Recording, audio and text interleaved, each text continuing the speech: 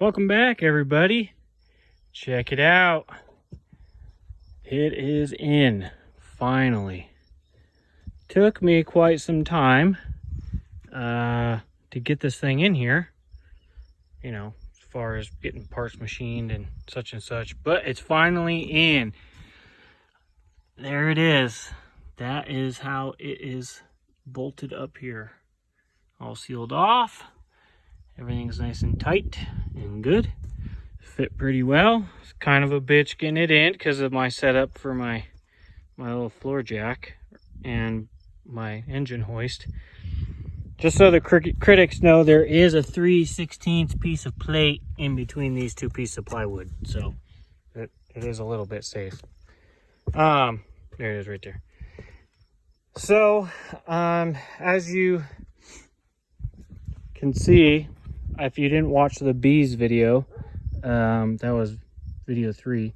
I had to remove the fuel tank because this right here, it would not clear the fuel tank. I would have had to have cut this completely off, and then still would have been right up next to the starter, and I didn't want to mess around with it, popping a hole in it or whatever. So I'm gonna build another one and put it, you know, in this area. Currently, right now, I'm in the middle of building the motor mounts for this side, which it's not terrible deal to do. It's actually, this engine's only 2.5 inches longer than the New Holland that came out of here, so it's not terrible, you know what I'm saying. My biggest thing is, you know, measure for this adapter and the gear, and making sure everything fits in there properly. And thank you for those that did not tell me that this seat lifted up. Man, it would have saved me so much time getting the old one out. If I would have known, I could have got to all those from in here. But you live and you learn.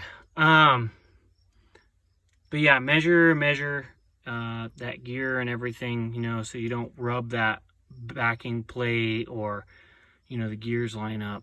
My biggest issue was these bolts that go through here. Since it's so long, you know, it's actually, the bolts are a lot longer than the old ones that came out, so they were having a hard time getting into where the two pumps are. And yeah, so I had to grind a couple of them, the heads, down to kind of slip them past those. If I would suggest going forward for anybody else, pull those pumps off, and that way you don't have to worry about, you know, bolt issues. Pull the pumps, put the bolts in first, then slap the bell housing up to it and kind of let them do their thing out, and you should be good to go. But yeah, so more to come. You know, next step is the motor mounts, then probably work on the fuel tank, and then start into the wiring, getting all the fuel injectors back on, and doing the exhaust manifold, and putting the starter in. Just keep on hamming out on this thing, and just the big part's done, you know. So now it's just piecing it back together and seeing what will work and what won't work. Should be an interesting time, and I will definitely be posting more videos of my progress as I go on, and seeing how, you know, the radiator and the hydraulic cooler will fit in here. See what I have to do to that. So that should be fun. Hopefully it's not nothing crazy. I'm hoping, because you know, in the New Holland, yeah, it kind of sticks out. You know, this fan on here sticks out about, you know, so there's the motor mount, here's the fan. As you can see, the motor mount hole and this fan where that was at. You come over here and you look at this one, and it's a little bit far out.